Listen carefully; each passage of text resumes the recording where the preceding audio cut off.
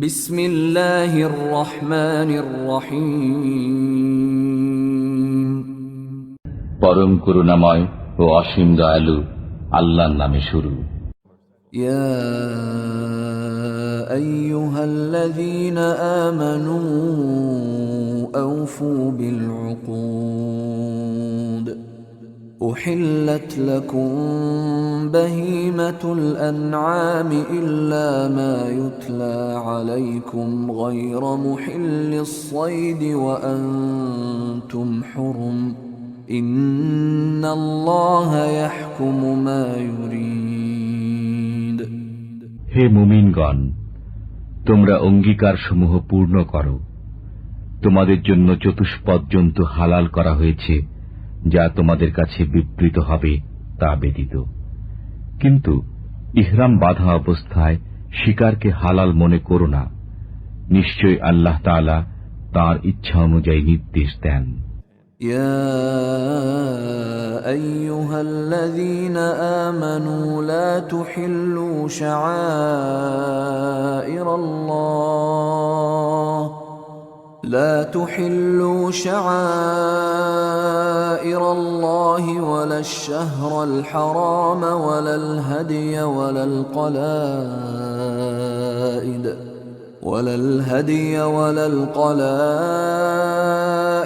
ولا آمين البيت الحرام يبتغون فضلا من ربهم ورضوانا وإذا حللتم فاصطادوا ولا يجرمنكم شنآن قوم أن صدوكم عن المسجد الحرام أن تعتدوا وتعاونوا على البر والتقوى ولا تعاونوا على الإثم والعدوان واتقوا الله إن الله شديد العقاب। হে মুমিনগণ, হালাল মনে করো না আল্লাহর নিদর্শনসমূহকে এবং সম্মানিত মাসসমূহকে এবং হেরেমে কোরবানির জন্য নির্দিষ্ট জন্তুকে এবং ওই সব জন্তুকে যাদের গলায় কণ্ঠাভরণ রয়েছে এবং ওই সব লোককে যারা সম্মানিত গৃহ অভিমুখে যাচ্ছে, যারা স্বীয় পালনকর্তার অনুগ্রহ ও সন্তুষ্টি কামনা করে। যখন তোমরা ইহরাম থেকে বের হয়ে আসো তখন শিকার করো।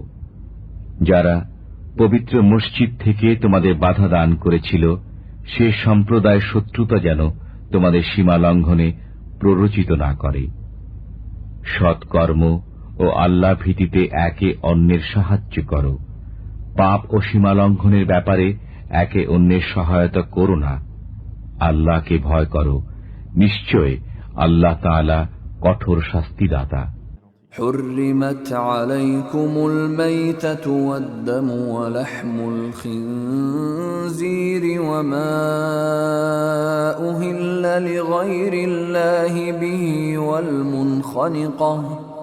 والمنخنقة والموقوذة والمتردية والنطيحة وما أكل السبع إلا ما ذكيتم وما ذبح على النصب وأن تستقسموا بالأزلام ذلكم فسق اليوم يئس الذين كفروا من دينكم فلا تخشوهم واخشون اليوم أكملت لكم دينكم وأتممت عليكم نعمتي ورضيت لكم الإسلام دينا فمن اضطر في مخمصة غير متجانف لإثم فإن الله غفور رحيم।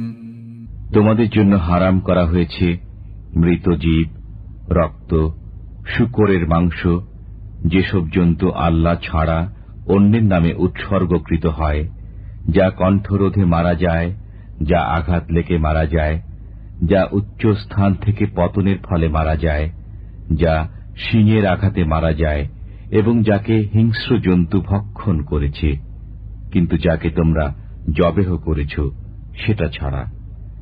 যে জন্তু যজ্ঞ বেদিতে জবেহ করা হয় এবং যা ভাগ্য নির্ধারক স্বর দ্বারা বন্টন করা হয়, এসব গুনাহর কাজ। আর কাফিররা তোমাদের দিন থেকে নিরাশ হয়ে গেছে, অতএব তাদেরকে ভয় করো না, বরং আমাকে ভয় করো। আর আমি তোমাদের জন্য তোমাদের দিনকে পূর্ণাঙ্গ করে দিলাম, তোমাদের প্রতি আমার অবদান সম্পূর্ণ করে দিলাম এবং ইসলামকে তোমাদের জন্য দিন হিসাবে পছন্দ করলাম। অতএব যে ব্যক্তি তীব্র ক্ষুধায় কাতর হয়ে পড়ে কিন্তু কোন গুনাহ প্রতি প্রবণতা না থাকে, তবে নিশ্চয়ই আল্লাহ তাআলা ক্ষমাশীল।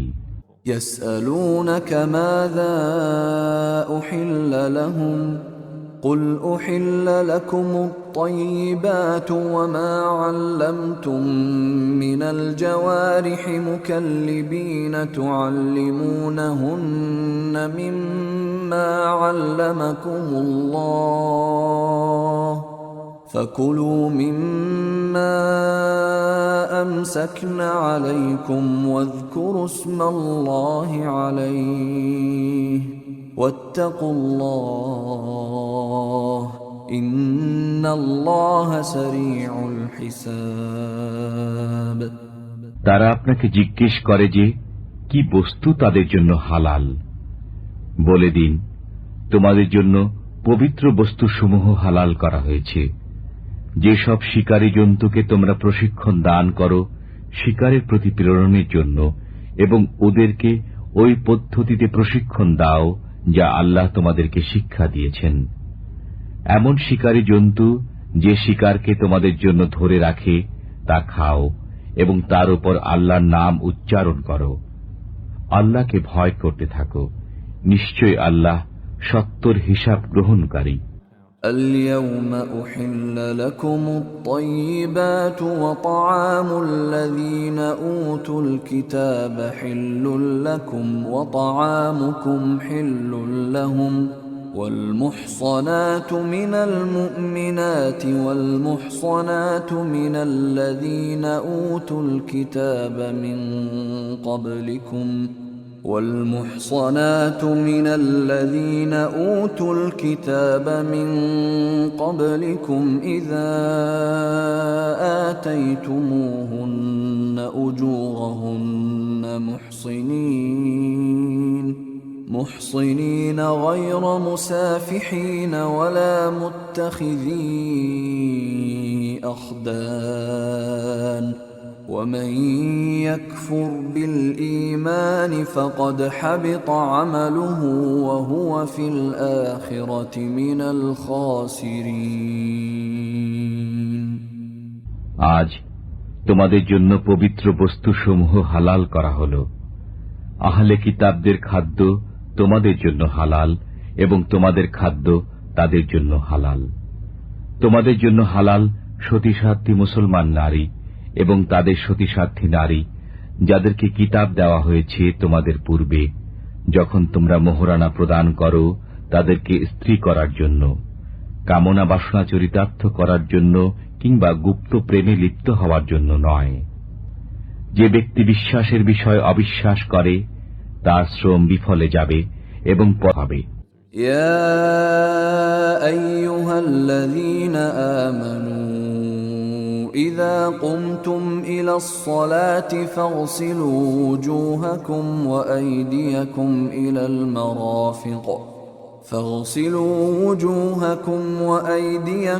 إلى المرافق وامسحوا برؤوسكم وأرجلكم إلى الكعبين وإن كنتم جنبا فاطهروا وإن كنتم مرضى أو على سفر أو جاء أحد منكم من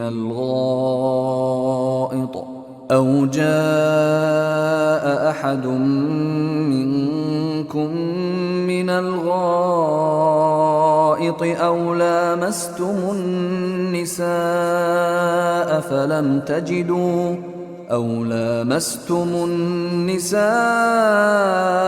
فلم تجدوا ماء فتيمموا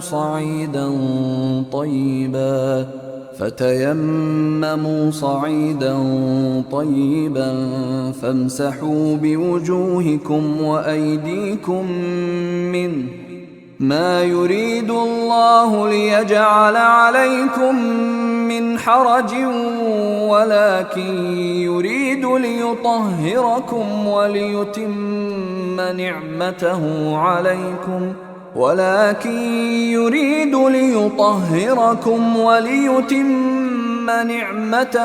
عليكم لعلكم تشكرون হে মুমিনগণ, যখন তোমরা নামাজের জন্য ওঠো তখন স্বীয় মুখমণ্ডল ও হস্তসমূহ কনুই সহ ধৌত করো এবং পদযুগল গিট সহ, আর তোমাদের মাথাসমূহ মাসে করো।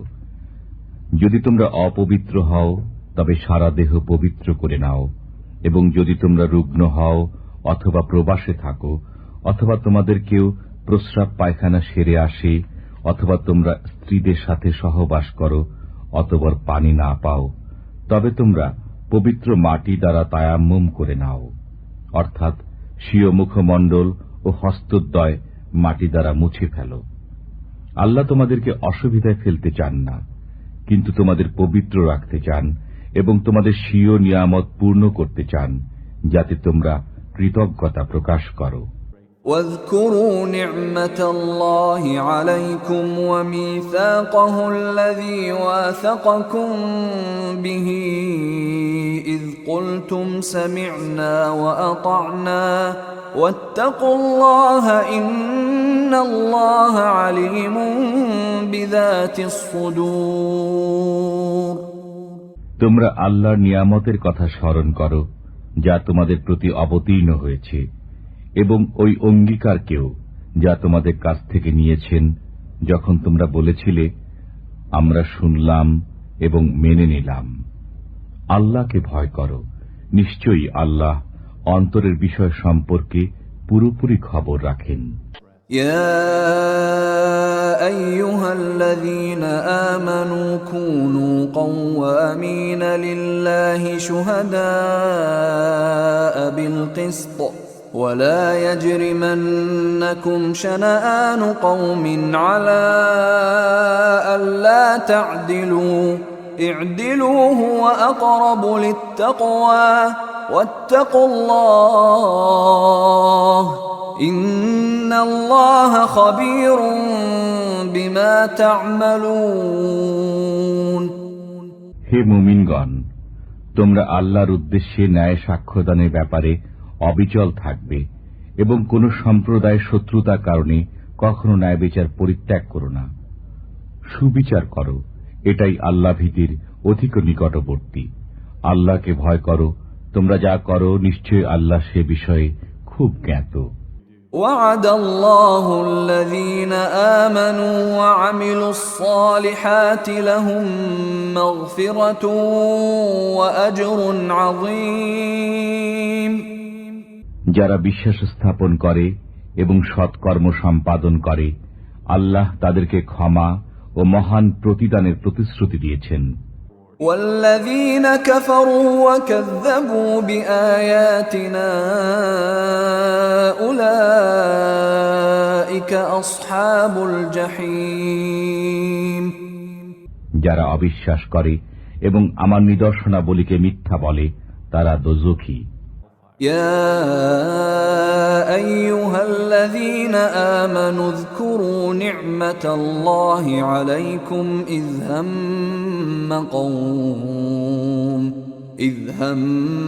قوم أن يبسطوا إليكم أيديهم فكف أيديهم عنكم واتقوا الله وعلى الله فليتوكل المؤمنون হে মুমিনগণ, তোমাদের প্রতি আল্লাহর অনুগ্রহ স্মরণ করো, যখন এক সম্প্রদায় তোমাদের দিকে স্বীয় হস্ত প্রসারিত করতে সচেষ্ট হয়েছিল, তখন তিনি তাদের হস্ত তোমাদের থেকে প্রতিহত করে দিলেন। আল্লাহকে ভয় করো এবং মুমিনদের আল্লাহর উপরই ভরসা করা উচিত। وَلَقَدْ أَخَذَ اللَّهُ مِيثَاقَ بَنِي إِسْرَائِيلَ وَبَعَثْنَا مِنْهُمُ 12 نَقِيبًا وَقَالَ اللَّهُ إِنِّي مَعَكُمْ لَئِنْ أَقَمْتُمُ الصَّلَاةَ وَآتَيْتُمُ الزَّكَاةَ وَآمَنْتُمْ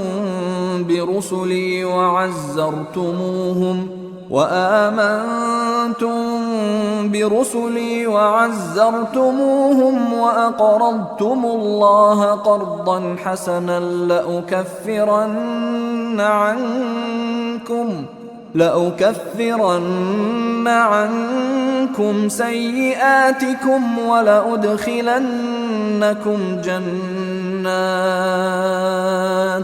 ولأدخلنكم جنات تجري من تحتها الأنهار فمن كفر بعد ذلك منكم فقد ضل سواء السبيل। আল্লাহ বনী ইসরায়েলের কাছ থেকে অঙ্গীকার নিয়েছিলেন এবং আমি তাদের মধ্য থেকে 12 জন সর্দার নিযুক্ত করেছিলাম। আল্লাহ বলে দিলেন, আমি তোমাদের সঙ্গে আছি।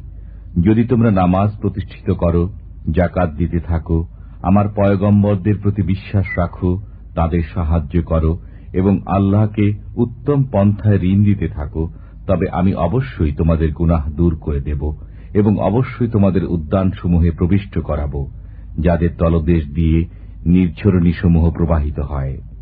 অতঃপর তাদের মধ্য থেকে যে ব্যক্তি এর পরও কাফির হয়, সে নিশ্চিতই সরল পথ থেকে বিচ্যুত হয়ে পড়ে। فبما نقضهم ميثاقهم لعناهم وجعلنا قلوبهم قاسية يحرفون الكلم عن مواضعه ونسوا حظا مما ذكروا به ولا تزال تطلع على خائنة منهم إلا قليلا منهم فاعف عنهم واصفح إن الله يحب المحسنين। অতএব তাদের অঙ্গীকার ভঙ্গের দরুন আমি তাদের উপর অভিসম্পাত করেছি এবং তাদের অন্তরকে কঠোর করে দিয়েছি। তারা আমার কালামকে তার স্থান থেকে বিচ্যুত করে দেয় এবং তাদেরকে যে উপদেশ দেওয়া হয়েছিল তারা তা থেকে উপকার লাভ করার বিষয়টি বিস্মৃত হয়েছে। আপনি সর্বদা তাদের কোনো না কোনো প্রতারণা সম্পর্কে অবগত হতে থাকেন, তাদের অল্প কয়েকজন ছাড়া। অতএব আপনি তাদেরকে ক্ষমা করুন এবং মার্জনা করুন। আল্লাহ অনুগ্রহকারীদেরকে ভালোবাসেন। ومن الذين قالوا إنا نصارى أخذنا ميثاقهم فنسوا حظا مما ذكروا به فأغرينا بينهم العداوة والبغضاء إلى يوم القيامة وسوف ينبئهم الله بما كانوا يصنعون। যারা বলে আমরা নাসারা, আমি তাদের কাছ থেকেও তাদের অঙ্গীকার নিয়েছিলাম। অতঃপর তারা যে উপদেশ প্রাপ্ত হয়েছিল তা থেকে উপকার লাভ করা ভুলে গেল। অতঃপর আমি কিয়ামত পর্যন্ত তাদের মধ্যে পারস্পরিক শত্রুতা ও বিদ্বেষ সঞ্চারিত করে দিয়েছি। অবশেষে আল্লাহ তাদেরকে তাদের কৃতকর্ম সম্পর্কে অবহিত করবেন। يا أهل الكتاب قد جاءكم رسولنا يبين لكم كثيرا مما كنتم تخفون من الكتاب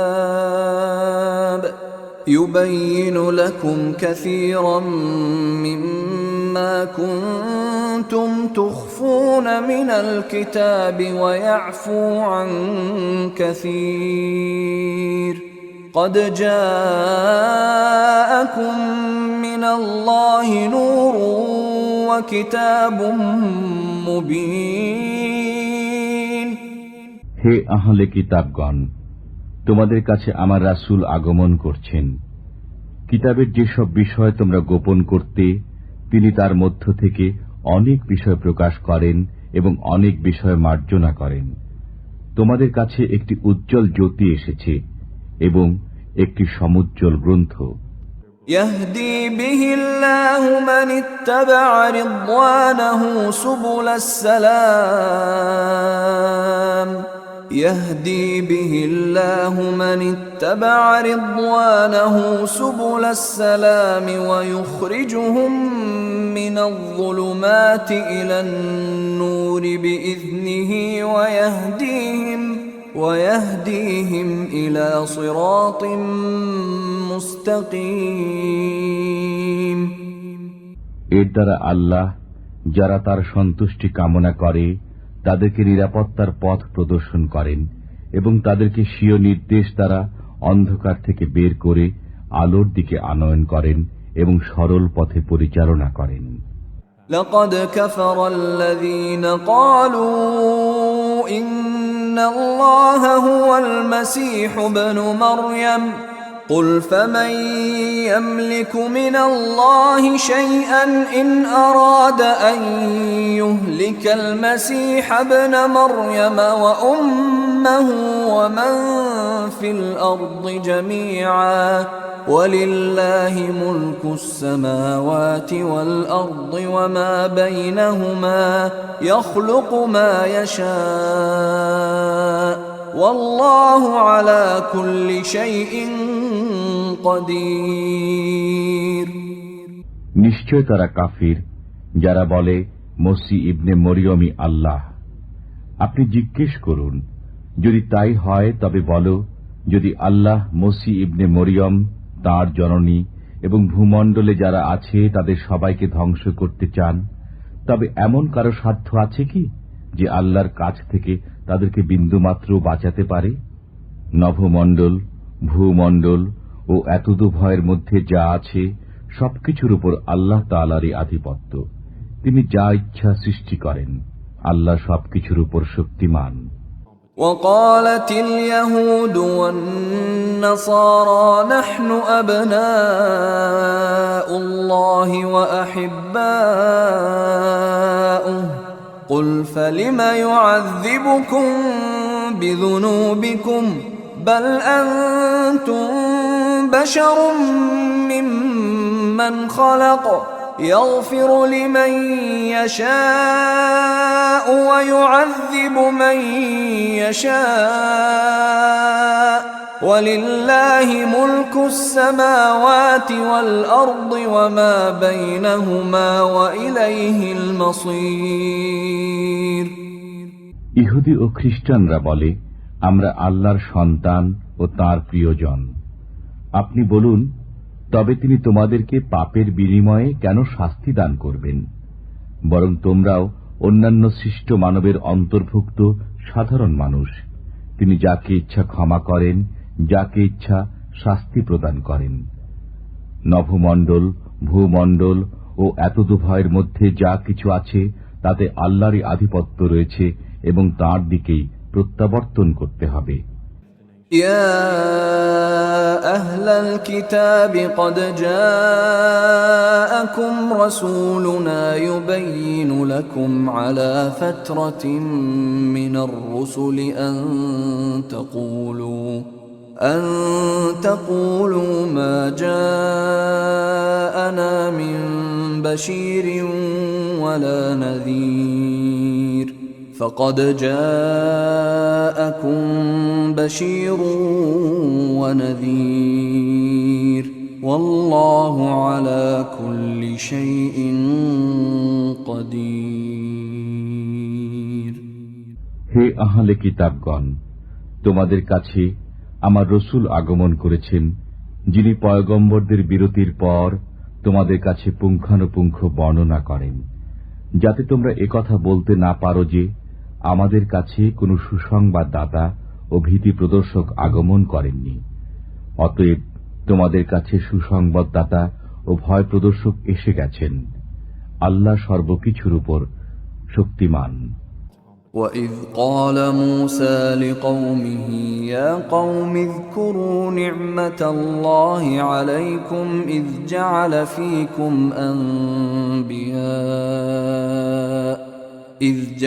فِيكُمْ أَنْبِيَاءَ وَجَعَلَكُمْ مُلُوكًا وآتاكم ما لم يؤت أحدا من العالمين।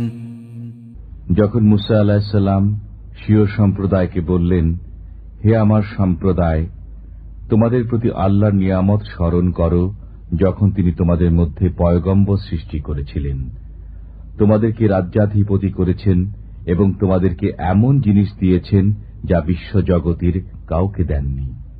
يا قوم ادخلوا الأرض المقدسة التي كتب الله لكم ولا ترتدوا على أدباركم فتنقلبوا خاسرين। হে আমার সম্প্রদায়, পবিত্র ভূমিতে প্রবেশ করো যা আল্লাহ তোমাদের জন্য নির্ধারিত করে দিয়েছেন এবং পেছন দিকে প্রত্যাবর্তন করো না, অন্যথায় তোমরা ক্ষতিগ্রস্ত হয়ে পড়বে। قالوا يا موسى إن فيها قوما جبارين وإنا لن ندخلها حتى يخرجوا منها فإن يخرجوا منها فإنا داخلون। তারা বলল, হে মুসা, সেখানে একটি প্রবল পরাক্রান্ত জাতি রয়েছে, আমরা কখনো সেখানে যাব না যে পর্যন্ত না তারা সেখান থেকে বের হয়ে যায়। তারা যদি সেখান থেকে বের হয়ে যায় তবে নিশ্চিতই আমরা প্রবেশ করব।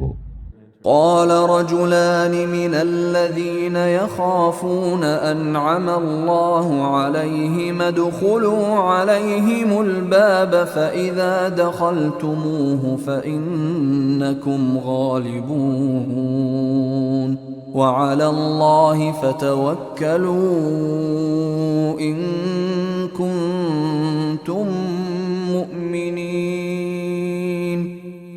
আল্লাহ ভীরুদের মধ্য থেকে দু ব্যক্তি বলল, যাদের প্রতি আল্লাহ অনুগ্রহ করেছিলেন, তোমরা তাদের উপর আক্রমণ করে দরজায় প্রবেশ করো, অতঃপর তোমরা যখন তাতে প্রবেশ করবে তখন তোমরাই জয়ী হবে, আর আল্লাহর উপর ভরসা করো যদি তোমরা বিশ্বাসী হও।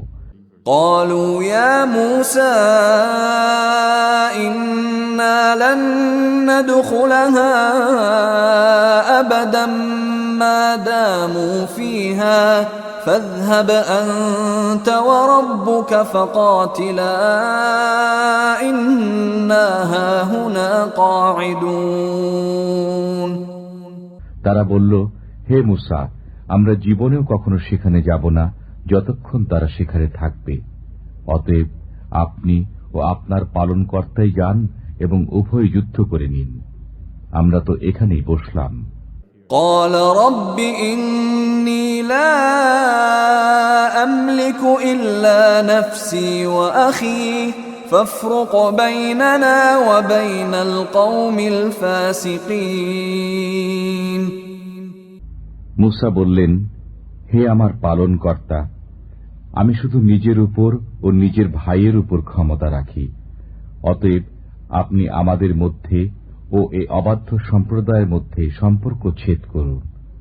قال فإنها محرمة عليهم 40 سنة يتيهون في الأرض فلا تأس على القوم الفاسقين। বললেন, এ দেশ 40 বছর পর্যন্ত তাদের জন্য হারাম করা হল, তারা ভূপৃষ্ঠে উদ্ভ্রান্ত হয়ে ফিরবে, অতএব আপনি অবাধ্য সম্প্রদায়ের জন্য দুঃখ করবেন না। واتل عليهم نبأ ابني آدم بالحق إذ قربا قربانا فتقبل من أحدهما ولم يتقبل من الآخر قال لأقتلنك قال إنما يتقبل الله من المتقين। আপনি তাদেরকে আদমের দুই পুত্রের বাস্তব অবস্থা পাঠ করে শোনান। যখন তারা উভয়ে কিছু উৎসর্গ নিবেদন করেছিল তখন তাদের একজনের উৎসর্গ গৃহীত হয়েছিল এবং অপরজনে গৃহীত হয়নি। সে বলল, আমি অবশ্যই তোমাকে হত্যা করব। সে বলল, আল্লাহ ধর্মভীরুদের পক্ষ থেকেই তো গ্রহণ করেন। لئن بسطت إلي يدك لتقتلني ما أنا بباسط يدي إليك لأقتلك إني أخاف الله رب العالمين। যদি তুমি আমাকে হত্যা করতে আমার দিকে হস্ত প্রসারিত করো তবে আমি তোমাকে হত্যা করতে তোমার দিকে হস্ত প্রসারিত করব না, কেননা আমি বিশ্বজগতের পালনকর্তা আল্লাহকে ভয় করি। ইন্নী উরিদু আন তাবুআ বিইসমি ওয়া ইসমিকা ফাতাকুনা মিন আসহাবিন নার ওয়া যালিকা জাযাউয যালিমিন। আমি চাই যে আমার পাপ ও তোমার পাপ তুমি নিজের মাথায় চাপিয়ে নাও, অতঃপর তুমি দোজখীদের অন্তর্ভুক্ত হয়ে যাও। এটাই অত্যাচারীদের শাস্তি। فطوعت له نفسه قتل أخيه فقتله فأصبح من الخاسرين। অতঃপর তার অন্তর তাকে ভ্রাতৃহত্যায় উদ্বুদ্ধ করল, অনন্তর সে তাকে হত্যা করল, ফলে সে ক্ষতিগ্রস্তদের অন্তর্ভুক্ত হয়ে গেল। فبعث الله غرابا يبحث في الأرض ليريه كيف يواري سوءة أخيه قال يا ويلتى أعجزت أن أكون مثل هذا الغراب فأواري سوءة أخي فأصبح من النادمين। আল্লাহ এক কাক প্রেরণ করলেন। সে মাটি খনন করছিল যাতে তাকে শিক্ষা দেয় যে আপন ভ্রাতার মৃতদেহ কিভাবে আবৃত করবে। সে বলল, আফসোস, আমি কি এ কাকের সমতুল্য হতে পারলাম না যে আমার আপন ভ্রাতার মৃতদেহ আবৃত করি। অতঃপর সে অনুতাপ করতে লাগল। من أجل ذلك كتبنا على بني إسرائيل أنه من قتل نفسا بغير نفس أو فساد في الأرض فكأنما قتل الناس جميعا ومن أحياها فكأنما أحيا الناس جميعا ولقد جاءتهم رسلنا بالبينات ثم إن كثيرا منهم بعد ذلك في الأرض لمسرفون। এ কারণেই আমি বনী ইসরায়েলের প্রতি লিখে দিয়েছি যে যে কেউ প্রাণের বিনিময়ে প্রাণ অথবা পৃথিবীতে অনর্থ সৃষ্টি করা ছাড়া কাউকে হত্যা করে সে যেন সব মানুষকেই হত্যা করে, এবং যে কারো জীবন রক্ষা করে সে যেন সবার জীবন রক্ষা করে। তাদের কাছে আমার পয়গম্বরগণ প্রকাশ্য নিদর্শনাবলী নিয়ে এসেছেন, বস্তুত এর পরও তাদের অনেক লোক পৃথিবীতে সীমা অতিক্রম করে। إنما جزاء الذين يحاربون الله ورسوله ويسعون في الأرض فسادا أن يقتلوا أو يصلبوا أو تقطع أيديهم وأرجلهم من خلاف أو ينفوا ينفوا من الأرض ذلك لهم خزي في الدنيا ولهم في الآخرة عذاب عظيم যারা আল্লাহ ও তাঁর রসূলের সাথে সংগ্রাম করে এবং দেশে হাঙ্গামা সৃষ্টি করতে সচেষ্ট হয়, তাদের শাস্তি হচ্ছে এই যে তাদেরকে হত্যা করা হবে, অথবা শুলিতে চড়ানো হবে, অথবা তাদের হস্তপদসমূহ বিপরীত দিক থেকে কেটে দেওয়া হবে, অথবা দেশ থেকে বহিষ্কার করা হবে। এটি হলো তাদের জন্য পার্থিব লাঞ্ছনা, আর পরকালে তাদের জন্য রয়েছে কঠোর শাস্তি। إلا الذين تابوا من قبل أن تقدروا عليهم فاعلموا أن الله غفور رحيم কিন্তু যারা তোমাদের গ্রেপ্তারের পূর্বে তওবা করে, জেনে রাখো আল্লাহ ক্ষমাকারী, দয়ালু। يا أيها الذين آمنوا اتقوا الله وابتغوا إليه الوسيلة وجاهدوا في سبيله لعلكم تفلحون হে মুমিনগণ, আল্লাহকে ভয় করো, তার নৈকট্য অন্বেষণ করো এবং তার পথে জিহাদ করো, যাতে তোমরা সফল কাম হও। إن الذين كفروا لو أن لهم ما في الأرض جميعا ومثله معه ليفتدوا به من عذاب يوم القيامة ما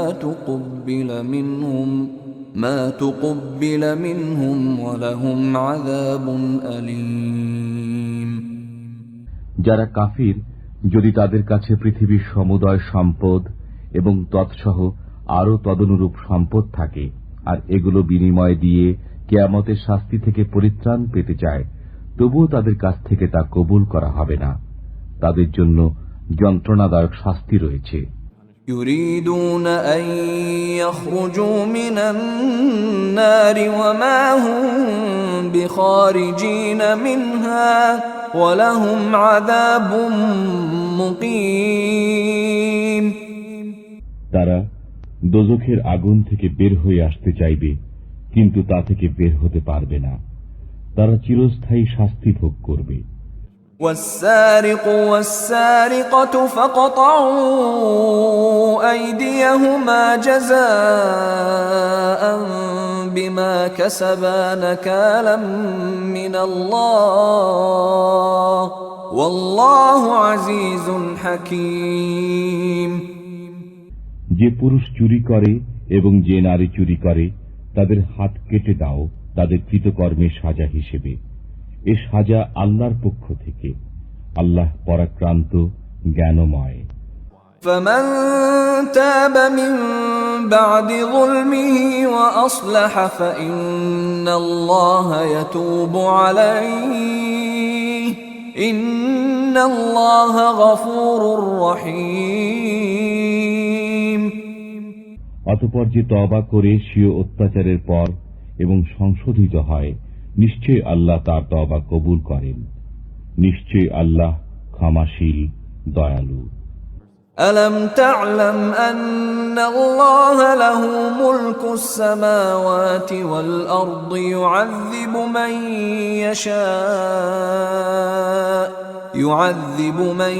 يشاء ويغفر لمن يشاء والله على كل شيء قدير তুমি কি জানো না যে একান্তভাবে আল্লাহর হাতে নভমণ্ডল ও ভূমণ্ডলের আধিপত্য?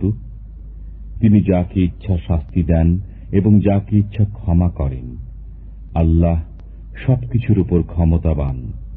يا أيها الرسول لا يحزنك الذين يسارعون في الكفر من الذين قالوا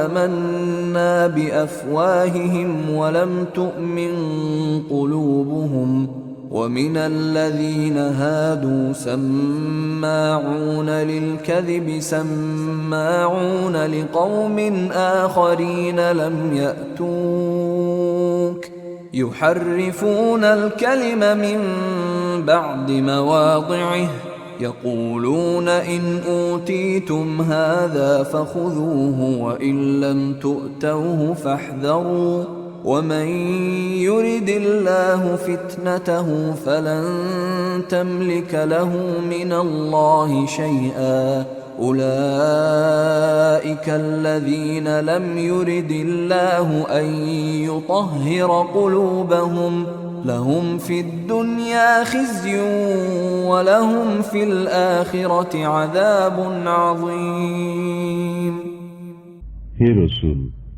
তাদের জন্য দুঃখ করবেন না যারা দৌড়ে গিয়ে কুফরে পতিত হয়, যারা মুখে বলে আমরা মুসলমান অথচ তাদের অন্তর মুসলমান নয়, এবং যারা ইহুদি মিথ্যে বলার জন্য তারা গুপ্তচর বৃত্তি করে। তারা অন্য দলের গুপ্তচর যারা আপনার কাছে আসেনি। তারা বাক্যকে স্বস্থান থেকে পরিবর্তন করে। তারা বলে যদি তোমরা এর নির্দেশ পাও তবে কবুল করে নিও, এবং যদি এ নির্দেশ না পাও তবে বিরত থেকো। আল্লাহ যাকে পথভ্রষ্ট করতে চান তার জন্য আল্লাহর কাছে আপনি কিছু করতে পারেন না। এরা এমনই যে আল্লাহ এদের অন্তরকে পবিত্র করতে চান না। তাদের জন্য রয়েছে দুনিয়াতে লাঞ্ছনা এবং পরকালে বিরাট শাস্তি। سماعون للكذب أكالون للسحت فإن جاءوك فاحكم بينهم أو أعرض عنهم وإن تعرض عنهم فلن يضروك شيئا وإن حكمت فاحكم بينهم بالقسط إن الله يحب المقسطين এরা মিথ্যা বলার জন্য গুপ্তচর বৃত্তি করে হারাম ভক্ষণ করে। অতএব তারা যদি আপনার কাছে আসে তবে হয় তাদের মধ্যে ফয়সালা করে দিন, না হয় তাদের ব্যাপারে নির্লিপ্ত থাকুন। যদি তাদের থেকে নির্লিপ্ত থাকেন তবে তাদের সাধ্য নেই যে আপনার বিন্দুমাত্র ক্ষতি করতে পারে। যদি ফয়সালা করেন তবে ন্যায়ভাবে ফয়সালা করুন। নিশ্চয় আল্লাহ সুবিচারকারীদের ভালোবাসেন। وكيف يحكمونك وعندهم التوراة فيها حكم الله ثم يتولون من بعد ذلك وما أولئك بالمؤمنين তারা আপনাকে কেমন করে বিচারক নিয়োগ করবে অথচ তাদের কাছে তাওরাত রয়েছে, তাতে আল্লাহর নির্দেশ আছে। অতঃপর এরা পেছন থেকে মুখ ফিরিয়ে নেয়, তারা কখনো বিশ্বাসী নয়। ইন্না আনজালনাত তাওরাতা ফীহা হুদাও ওয়া নূর ইয়াহকুমু বিহান নাবিয়্যুনা আল্লাযীনা আসলামু লিল্লাযীনা হাদু ওয়ার রাব্বানিয়্যুনা ওয়াল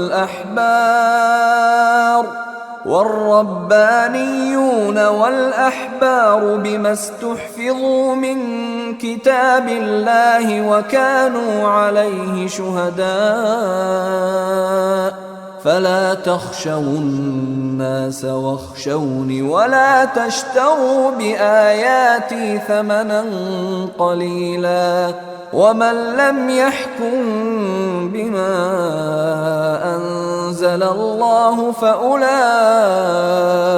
هم الكافرون আমি তাওরাত অবতীর্ণ করেছি, এতে হেদায়েত ও আলো রয়েছে।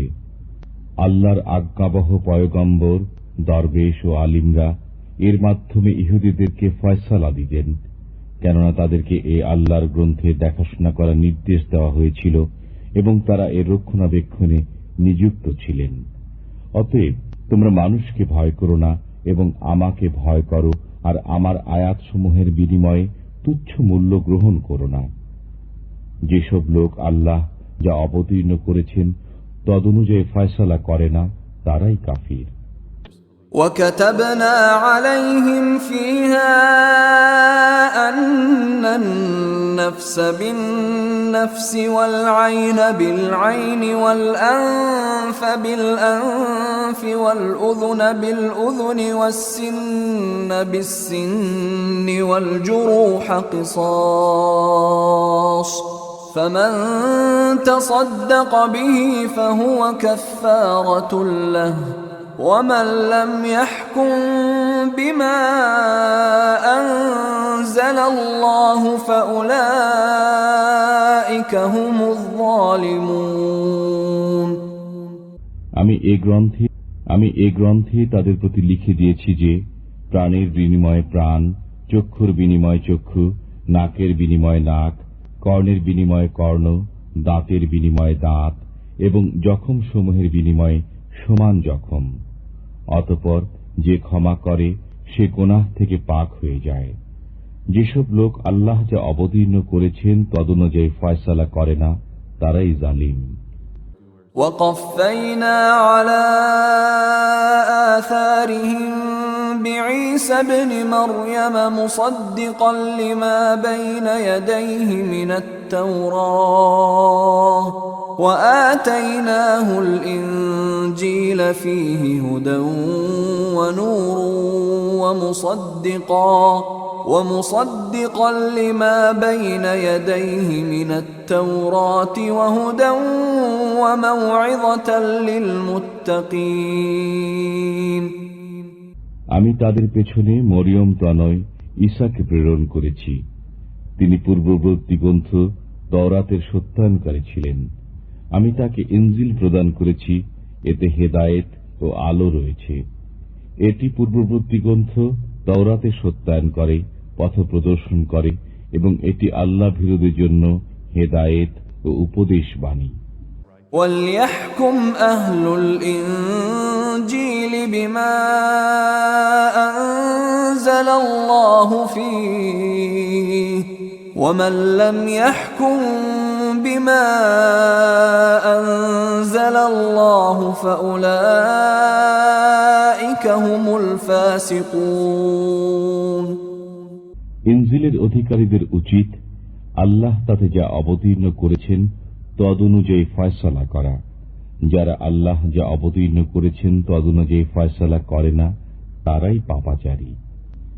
وَأَنزَلْنَا إِلَيْكَ الْكِتَابَ بِالْحَقِّ مُصَدِّقًا لِمَا بَيْنَ يَدَيْهِ مِنَ الْكِتَابِ وَمُهَيْمِنًا عَلَيْهِ فاحكم بينهم بما أنزل الله ولا تتبع أهواءهم عما جاءك من الحق لكل جعلنا منكم شرعة ومنهاجا ولو شاء الله لجعلكم أمة واحدة ولكن ليبلوكم فيما آتاكم فاستبقوا الخيرات إلى الله مرجعكم جميعا فينبئكم بما كنتم فيه تختلفون আমি আপনার প্রতি অবতীর্ণ করেছি সত্য গ্রন্থ, যা পূর্ববর্তী গ্রন্থসমূহের সত্যায়নকারী এবং সেগুলোর বিষয়বস্তুর রক্ষণাবেক্ষণকারী। অতএব আপনি তাদের পারস্পরিক ব্যাপারাদিতে আল্লাহ যা অবতীর্ণ করেছেন তদনুযায়ী ফয়সালা করুন এবং আপনার কাছে যে সৎপথ এসেছে তা ছেড়ে তাদের প্রবৃত্তির অনুসরণ করবেন না। আমি তোমাদের প্রত্যেককে একটা আইন ও পথ দিয়েছি। যদি আল্লাহ চাইতেন তবে তোমাদের সবাইকে এক উম্মত করে দিতেন, কিন্তু এরূপ করেননি, যাতে তোমাদেরকে যে ধর্ম দিয়েছেন তাতে তোমাদের পরীক্ষা নেন। অতএব দ্রুত কল্যাণকর বিষয়াদি অর্জন করো। তোমাদের সবাইকে আল্লাহর কাছে প্রত্যাবর্তন করতে হবে। অতঃপর তিনি অবহিত করবেন সে বিষয়ে যাতে তোমরা মতবিরোধ করতে। وأنحكم بينهم بما أنزل الله ولا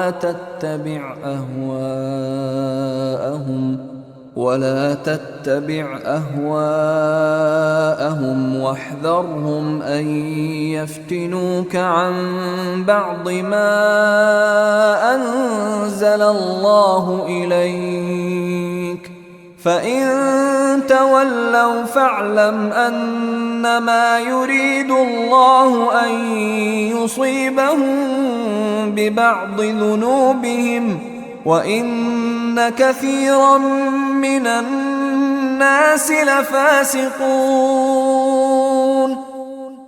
আর আমি আদেশ করছি যে আপনি তাদের পারস্পরিক ব্যাপারাদিতে আল্লাহ যা নাজিল করেছেন তদনুযায়ী ফয়সালা করুন।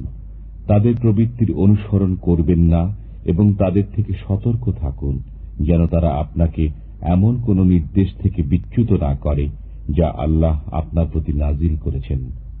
অনন্তর যদি তারা মুখ ফিরিয়ে নেয় তবে জেনে নিন আল্লাহ তাদেরকে তাদের গুনার কিছু শাস্তি দিতেই চেয়েছেন। মানুষের মধ্যে অনেকেই নাফরমান।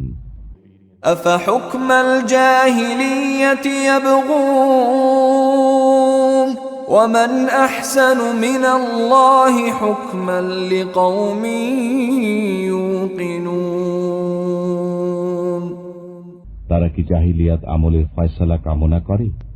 আল্লাহ অপেক্ষা বিশ্বাসীদের জন্য উত্তম ফয়সালাকারী কে? يا أيها الذين آمنوا لا تتخذوا اليهود والنصارى أولياء بعضهم أولياء بعض ومن يتولهم منكم فإنه منهم إن الله لا يهدي القوم الظالمين হে মুমিনগণ, তোমরা ইহুদি ও খ্রিস্টানদের বন্ধু হিসাবে গ্রহণ করো না। তারা একে অপরের বন্ধু। তোমাদের মধ্যে যে তাদের সাথে বন্ধুত্ব করবে সে তাদেরই অন্তর্ভুক্ত। আল্লাহ জালিমদেরকে পথ প্রদর্শন করেন না।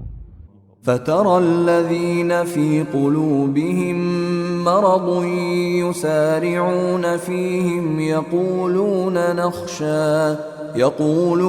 نخشى أن تصيبنا دائرة فعسى الله أن يأتي بالفتح أو أمر من عنده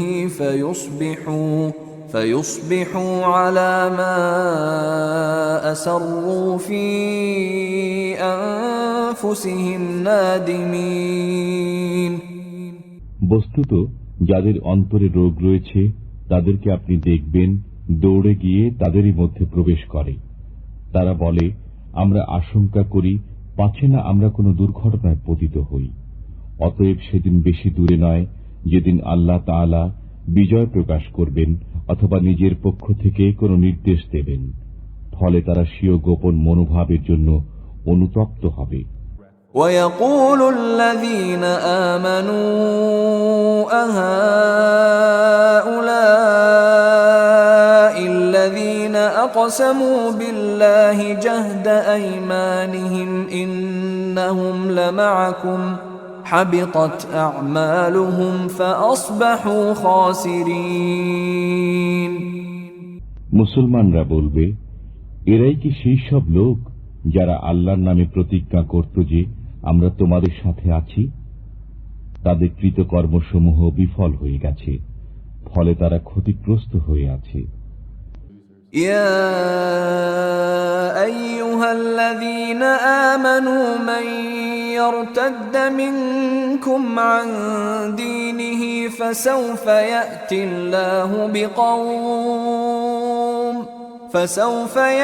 الله بقوم يحبهم ويحبونه أذلة على المؤمنين أذلة على المؤمنين أعزة على الكافرين يجاهدون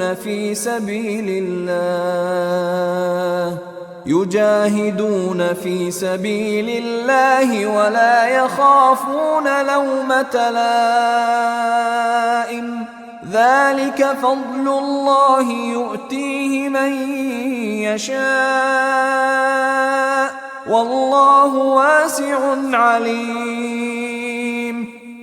হে মুমিনগণ, তোমাদের মধ্যে যে স্বীয় ধর্ম থেকে ফিরে যাবে, অচিরে আল্লাহ এমন এক সম্প্রদায় সৃষ্টি করবেন যাদেরকে তিনি ভালোবাসেন এবং তারা তাকে ভালোবাসবে। তারা মুসলমানদের প্রতি দয়াশীল হবে এবং কাফিরদের প্রতি কঠোর হবে। তারা আল্লাহর পথে জিহাদ করবে এবং কোন তিরস্কারকারীর তিরস্কারে ভীত হবে না। এটি আল্লাহর অনুগ্রহ, তিনি যাকে ইচ্ছা দান করেন। আল্লাহ প্রাচুর্য দানকারী, মহাজ্ঞানী। إنما وليكم الله ورسوله والذين آمنوا الذين يقيمون الصلاة ويؤتون الزكاة وهم راكعون। তোমাদের বন্ধু তো আল্লাহ, তাঁর রসূল এবং মুমিন বৃন্দ, যারা নামাজ কায়েম করে, যাকাত দেয় এবং বিনম্র। ومن يتول الله ورسوله والذين آمنوا فإن حزب الله هم الغالبون। আর যারা আল্লাহ, তাঁর রসূল এবং বিশ্বাসীদের বন্ধুরূপে গ্রহণ করে, তারাই আল্লাহর দল এবং তারাই বিজয়ী। يا أيها الذين آمنوا لا تتخذوا الذين اتخذوا دينكم هزوا ولعبا من الذين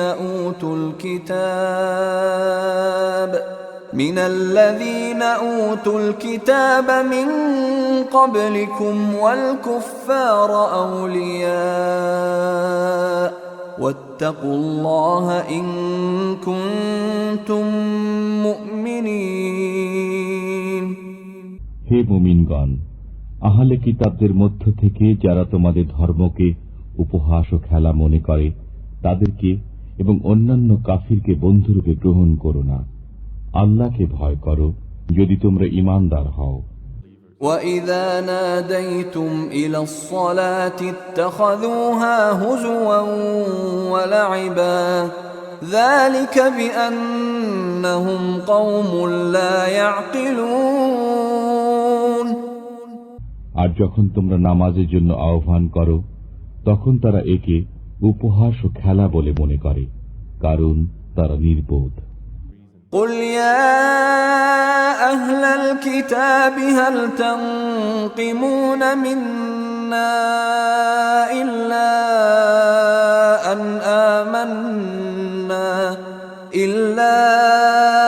أن آمنا بالله وما أنزل إلينا وما أنزل من قبل وأن أكثركم فاسقون।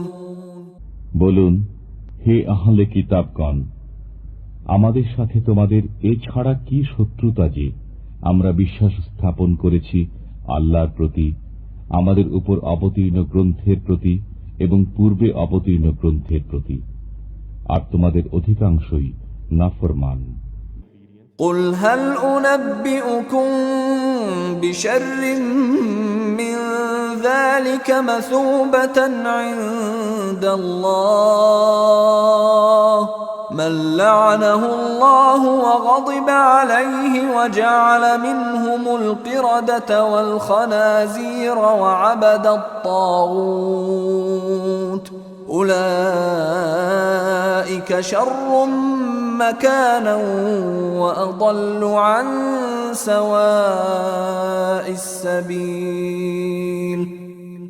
বলুন, আমি তোমাদেরকে বলি, তাদের মধ্যে কার মন্দ প্রতিফল রয়েছে আল্লাহর কাছে? যাদের প্রতি আল্লাহ অভিসম্পাত করেছেন, যাদের প্রতি তিনি ক্রোধান্বিত হয়েছেন, যাদের কতককে বানর ও শূকরে রূপান্তরিত করে দিয়েছেন, এবং যারা শয়তানের আরাধনা করেছে তারাই মর্যাদার দিক দিয়ে নিকৃষ্টতর এবং সত্য পথ থেকেও অনেক দূরে। وَإِذَا جَاءُوكُمْ قَالُوا آمَنَّا وَقَدْ دَخَلُوا بِالْكُفْرِ وَهُمْ قَدْ خَرَجُوا بِهِ وَاللَّهُ أَعْلَمُ بِمَا كَانُوا يَكْتُمُونَ। যখন তারা তোমাদের কাছে আসে তখন বলে, আমরা বিশ্বাস স্থাপন করেছি, অথচ তারা কুফর নিয়ে এসেছিল এবং কুফর নিয়ে প্রস্থান করেছে। তারা যা গোপন করত আল্লাহ তা খুব জানেন। وَتَرَى كَثِيرًا مِّنْهُمْ يُسَارِعُونَ فِي الْإِثْمِ وَالْعُدْوَانِ وَأَكْلِهِمُ السُّحْتَ لَبِئْسَ مَا كَانُوا يَعْمَلُونَ। আর আপনি তাদের অনেককে দেখবেন যে দৌড়ে দৌড়ে পাপে, সীমা লঙ্ঘনে এবং হারাম ভক্ষণে পতিত হয়। তারা অত্যন্ত মন্দ কাজ করছে। لولا ينهاهم الربانيون والأحبار عن قولهم الإثم وأكلهم السحت لبئس ما كانوا يصنعون। দরবেশ ও আলিমরা কেন তাদেরকে পাপ কথা বলতে এবং হারাম ভক্ষণ করতে নিষেধ করে না? তারা খুবই মন্দ কাজ করছে। وقالت اليهود يد الله مغلولة غلت أيديهم ولعنوا بما قالوا بل يداه مبسوطتان ينفق كيف يشاء وليزيدن كثيرا منهم ما أنزل إليك من ربك طغيانا وكفرا وألقينا بينهم العداوة والبغضاء إلى يوم القيامة كلما أوقدوا نارا للحرب أطفأها الله ويسعون في الأرض فسادا والله لا يحب المفسدين। আর ইহুদিরা বলে, আল্লাহর হাত অবরুদ্ধ হয়ে গেছে, ওদেরই হাত স্তব্ধ হোক। এ কথা বলার জন্য তাদের প্রতি অভিসম্পাত, বরং তার উভয় হস্ত উন্মুক্ত, তিনি যেরূপ ইচ্ছা ব্যয় করেন। আপনার পালনকর্তার পক্ষ থেকে যে কালাম অবতীর্ণ হয়েছে তার কারণে তাদের অনেকের অবাধ্যতা ও কুফরি পরিবর্ধিত হবে। আমি তাদের পরস্পরের মধ্যে কিয়ামত পর্যন্ত শত্রুতা ও বিদ্বেষ সঞ্চারিত করে দিয়েছি। তারা যখনই যুদ্ধের আগুন প্রজ্বলিত করে আল্লাহ তা নির্বাপিত করে দেন। তারা দেশে অশান্তি সৃষ্টি করে বেড়ায়। আল্লাহ অশান্তি ও বিশৃঙ্খলা সৃষ্টিকারীদেরকে পছন্দ করেন। ولو أن أهل الكتاب آمنوا واتقوا لكفرنا عنهم سيئاتهم ولأدخلناهم جنات النعيم। আর যদি আহলে কিতাবরা বিশ্বাস স্থাপন করত এবং আল্লাহ ভীতি অবলম্বন করত, তবে আমি তাদের মন্দ বিষয়সমূহ ক্ষমা করে দিতাম এবং তাদেরকে নিয়ামতের উদ্যানসমূহে প্রবিষ্ট করতাম। ولو أنهم أقاموا التوراة والإنجيل وما أنزل إليهم من ربهم لأكلوا من فوقهم ومن تحت أرجلهم منهم أمة مقتصدة وكثير منهم ساء ما يعملون। যদি তারা তাওরাত, ইনজিল এবং যা কিছু পালনকর্তার পক্ষ থেকে তাদের প্রতি অবতীর্ণ হয়েছে পুরোপুরি পালন করত, তবে তারা উপর থেকে এবং পায়ের নিচ থেকে ভক্ষণ করত। তাদের কিছু সংখ্যক লোক সৎপথের অনুগামী এবং অনেকেই মন্দ কাজ করে যাচ্ছে। يا أيها الرسول بلغ ما أنزل إليك من ربك وإن لم تفعل فما بلغت رسالته والله يعصمك من الناس إن الله لا يهدي القوم الكافرين হে রসূল, পৌঁছে দিন আপনার পালনকর্তার পক্ষ থেকে আপনার প্রতি যা অবতীর্ণ হয়েছে, আর যদি আপনি এরূপ না করেন তবে আপনি তাঁর পয়গাম কিছুই পৌঁছালেন না। আল্লাহ আপনাকে মানুষের কবল থেকে রক্ষা করবেন। নিশ্চয় আল্লাহ কাফিরদেরকে পথ প্রদর্শন করেন না। قل يا أهل الكتاب لستم على شيء حتى تقيموا التوراة والإنجيل وما أنزل إليكم من ربكم وليزيدن كثيرا منهم ما أنزل إليك من ربك طغيانا وكفرا فلا تأس على القوم الكافرين বলে দিন, হে আহলে কিতাবগণ, তোমরা কোনো পথেই নও যে পর্যন্ত তোমরা তাওরাত, ইনজিল এবং যে গ্রন্থ তোমাদের পালনকর্তার পক্ষ থেকে তোমাদের প্রতি অবতীর্ণ হয়েছে তাও পুরোপুরি পালন না করো। আপনার পালনকর্তার কাছ থেকে আপনার প্রতি যা অবতীর্ণ হয়েছে তার কারণে তাদের অনেকের অবাধ্যতা ও কুফর বৃদ্ধি পাবে। অতএব এ কাফির সম্প্রদায়ের জন্য দুঃখ করবেন না। إن الذين آمنوا والذين هادوا والصابئون والنصارى من آمن بالله واليوم الآخر وعمل صالحا فلا خوف عليهم ولا هم يحزنون নিশ্চয় যারা মুসলমান, যারা ইহুদি, সাবেই এবং খ্রিস্টান, তাদের মধ্যে যারা বিশ্বাস স্থাপন করে আল্লাহর প্রতি, কিয়ামতের প্রতি এবং সৎকর্ম সম্পাদন করে, তাদের কোনো ভয় নেই এবং তারা দুঃখিত হবে না। لقد أخذنا ميثاق بني إسرائيل وأرسلنا إليهم رسلا كلما جاءهم رسول بما لا تهوى أنفسهم فريقا كذبوا وفريقا يقتلون আমি বনী ইসরায়েলের কাছ থেকে অঙ্গীকার নিয়েছিলাম এবং তাদের কাছে অনেক পয়গম্বর প্রেরণ করেছিলাম। যখনই তাদের কাছে কোনো পয়গম্বর এমন নির্দেশ নিয়ে আসত যা তাদের মনে চাইত না, তখন তাদের অনেকের প্রতি তারা মিথ্যারোপ করত এবং অনেককে হত্যা করে ফেলত। وحسبوا ألا تكون فتنة فعموا وصموا ثم تاب الله عليهم ثم عموا وصموا كثير منهم والله بصير بما يعملون তারা ধারণা করেছে যে কোনো অনিষ্ট হবে না, ফলে তারা আরো অন্ধ ও বধির হয়ে গেল। অতঃপর আল্লাহ তাদের তওবা কবুল করলেন। এরপরও তাদের অধিকাংশই অন্ধ ও বধির হয়ে রইল।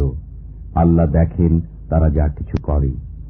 لقد كفر الذين قالوا إن الله هو المسيح ابن مريم وقال المسيح يا بني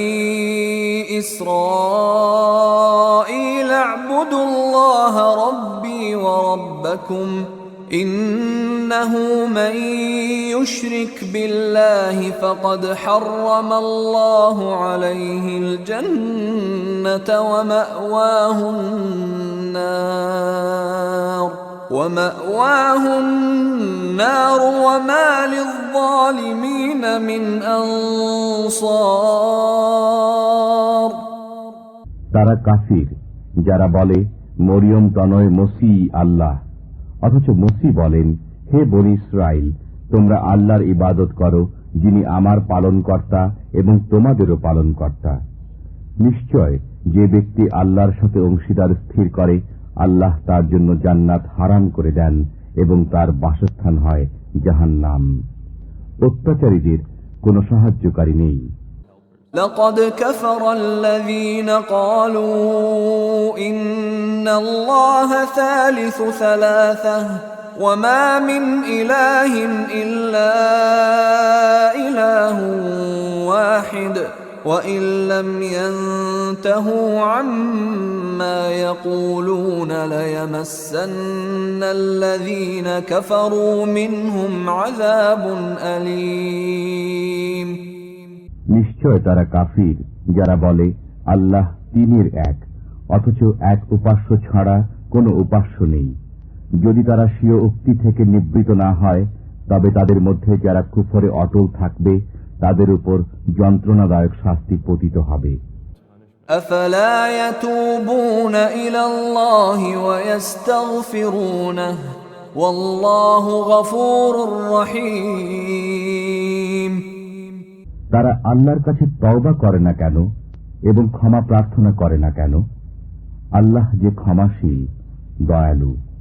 ما المسيح ابن مريم إلا رسول قد خلت من قبله الرسل وأمه صديقة كانا يأكلان الطعام انظر كيف نبين لهم الآيات ثم انظر أنا يؤفكون মরিয়ম তনয় মসিহ রসুল ছাড়া আর কিছু নন। তার পূর্বে অনেক রসুল অতিক্রান্ত হয়েছেন, আর তার জননী একজন পরম সত্যবাদিনী। তারা উভয়ই খাদ্য আহার করতেন। দেখুন আমি তাদের জন্য কিরূপ যুক্তি প্রমাণ বর্ণনা করি, আবার দেখুন তারা উল্টো কোন দিকে যাচ্ছে। قل أتعبدون من دون الله ما لا يملك لكم ضرا ولا نفعا والله هو السميع العليم বলে দিন, তোমরা কি আল্লাহ ব্যতীত এমন বস্তুর ইবাদত করো যে তোমাদের অপকার বা উপকার করার ক্ষমতা রাখে না? অথচ আল্লাহ সব শোনেন, জানেন। قل يا أهل الكتاب لا تغلوا في دينكم غير الحق ولا تتبعوا أهواء قوم قد ضلوا من قبل وأضلوا كثيرا وضلوا عن سواء السبيل বলুন, হে আহলে কিতাবগণ, তোমরা স্বীয় ধর্মে অন্যায় বাড়াবাড়ি করো না এবং ওতে ওই সম্প্রদায়ের প্রবৃত্তির অনুসরণ করো না যারা পূর্বে পথভ্রষ্ট হয়েছে এবং অনেককে পথভ্রষ্ট করেছে। তারা সরল পথ থেকে বিচ্যুত হয়ে পড়েছে। لعن الذين كفروا من بني إسرائيل على لسان داود وعيسى بن مريم ذلك بما عصوا وكانوا يعتدون বনী ইসরায়েলের মধ্যে যারা কাফির, তাদেরকে দাউদ ও মরিয়ম তনয় ঈসার মুখে অভিসম্পাত করা হয়েছে। এটা এ কারণে যে তারা অবাধ্যতা করত এবং সীমা লঙ্ঘন করত। كانوا لا يتناهون عن منكر فعلوه لبئس ما كانوا يفعلون তারা পরস্পর মন্দ কাজে নিষেধ করত না যা তারা করত। তারা যা করত তা অবশ্য মন্দ ছিল। ترى كثيرا منهم يتولون الذين كفروا لبئس ما قدمت لهم أنفسهم أن سخط الله عليهم وفي العذاب هم خالدون আপনি তাদের অনেককে দেখবেন কাফিরদের সাথে বন্ধুত্ব করে। তারা নিজেদের জন্য যা পাঠিয়েছে তা অবশ্যই মন্দ। তা এই যে তাদের প্রতি আল্লাহ ক্রোধান্বিত হয়েছেন এবং তারা চিরকাল আযাবে থাকবে। ولو كانوا يؤمنون بالله والنبي وما أنزل إليه ما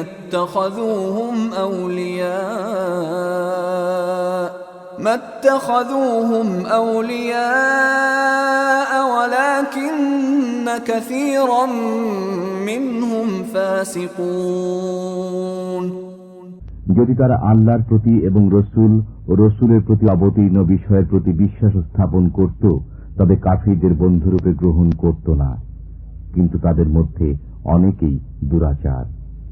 لتجدن أشد الناس عداوة للذين آمنوا اليهود والذين أشركوا ولتجدن أقربهم مودة للذين آمنوا الذين قالوا إنا نصارى ذلك بأن منهم قسيسين ورهبانا وأنهم لا يستكبرون আপনি সব মানুষের চাইতে মুসলমানদের অধিক শত্রু ইহুদি ও মুশরিকদেরকে পাবেন, এবং আপনি সবার চাইতে মুসলমানদের সাথে বন্ধুত্বে অধিক নিকটবর্তী তাদেরকে পাবেন যারা নিজেদেরকে খ্রিস্টান বলে।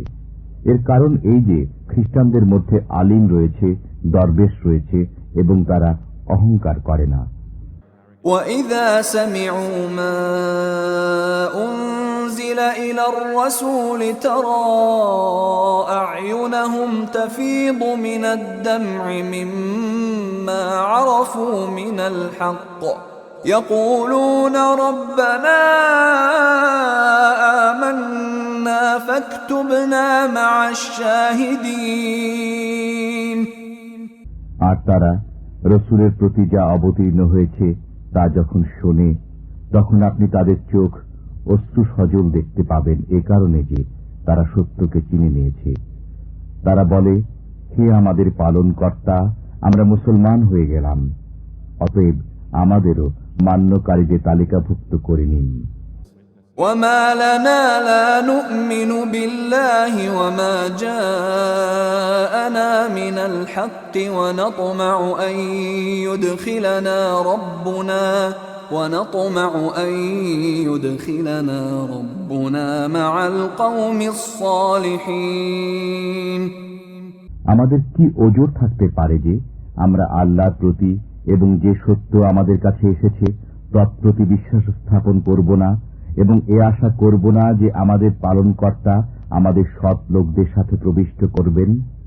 فَأَثَابَهُمُ اللَّهُ بِمَا قَالُوا جَنَّاتٍ تَجْرِي مِن تَحْتِهَا الْأَنْهَارُ خَالِدِينَ فِيهَا وَذَلِكَ جَزَاءُ الْمُحْسِنِينَ অতঃপর তাদের আল্লাহ এই উক্তির প্রতিদান স্বরূপ এমন উদ্যান দেবেন যার তলদেশে নির্ঝরিণীসমূহ প্রবাহিত হবে, তারা তন্মধ্যে চিরকাল অবস্থান করবে। এটাই সৎকর্মশীলদের প্রতিদান। وَالَّذِينَ كَفَرُوا وَكَذَّبُوا بِآيَاتِنَا أُولَئِكَ أَصْحَابُ الْجَحِيمِ যারা কাফির হয়েছে এবং আমার নিদর্শনাবলীকে মিথ্যা বলেছে তারাই দোজখী।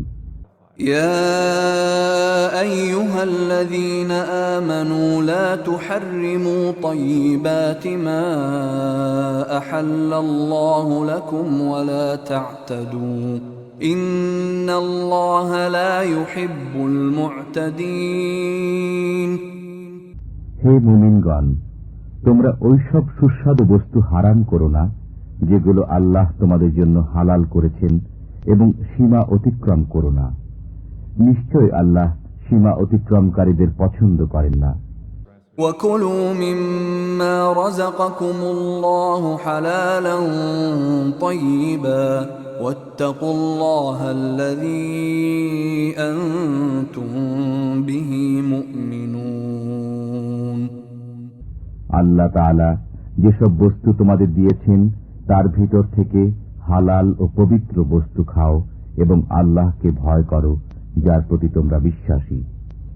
لا يؤاخذكم الله باللغو في أيمانكم ولكن يؤاخذكم بما عقدتم الأيمان فكفارته إطعام 10 مساكين من أوسط ما تطعمون أهليكم أو كسوتهم أو تحرير رقبة فمن لم يجد فصيام 3 أيام ذلك كفارة أيمانكم إذا حلفتم واحفظوا أيمانكم كذلك يبين الله لكم آياته لعلكم تشكرون। আল্লাহ তোমাদের পাকড়াও করেন না তোমাদের অনর্থক শপথের জন্য, কিন্তু পাকড়াও করেন ওই শপথের জন্য যা তোমরা মজবুত করে বাঁধো। অতএব এর কাফফারা এই যে 10 জন দরিদ্রকে খাদ্য প্রদান করবে, মধ্যম শ্রেণী খাদ্য যা তোমরা স্বীয় পরিবারকে দিয়ে থাকো, অথবা তাদেরকে বস্ত্র প্রদান করবে, অথবা একজন কৃতদাস কিংবা দাসী মুক্ত করে দেবে। যে ব্যক্তি সামর্থ্য রাখে না সে 3 দিন রোজা রাখবে। এটা কাফফারা তোমাদের শপথের যখন শপথ করবে, তোমরা স্বীয় শপথসমূহ রক্ষা করবে। এমনিভাবে আল্লাহ তোমাদের জন্য স্বীয় নির্দেশ বর্ণনা করেন যাতে তোমরা কৃতজ্ঞতা স্বীকার করো। يا أيها الذين آمنوا إنما الخمر والميسر والأنصاب والأزلام رجس من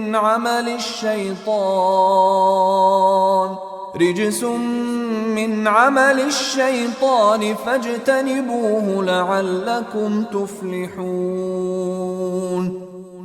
হে মুমিনগণ, এই যে মদ, জুয়া, প্রতিমা এবং ভাগ্য নির্ধারক স্বরসমূহ, এসব শয়তানের অপবিত্র কার্য বৈত নয়। অতএব এগুলো থেকে বেঁচে থাকো যাতে তোমরা কল্যাণ প্রাপ্ত হও। إنما يريد الشيطان أن يوقع بينكم العداوة والبغضاء في الخمر والميسر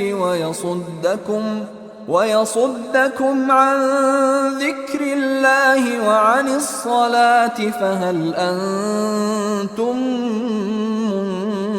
منتهون।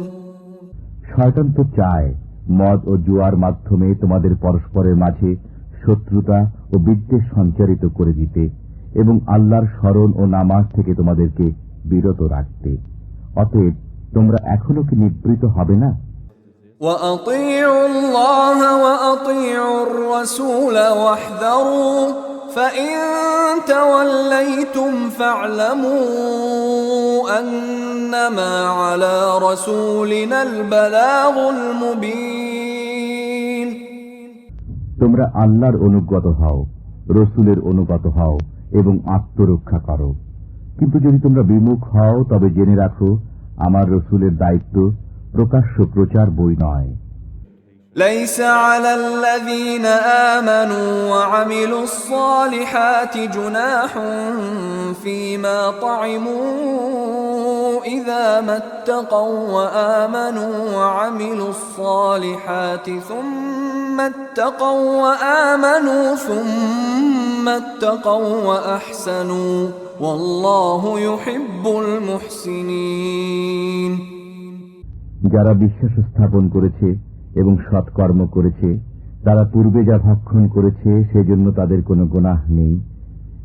যখন ভবিষ্যতের জন্য সংযত হয়েছে, বিশ্বাস স্থাপন করেছে এবং সৎকর্ম সম্পাদন করেছে, এরপর সংযত থাকে এবং বিশ্বাস স্থাপন করে, এরপর সংযত থাকে এবং সৎকর্ম করে, আল্লাহ সৎকর্মীদের ভালোবাসেন। يا أيها الذين آمنوا ليبلونكم الله بشيء من الصيد تناله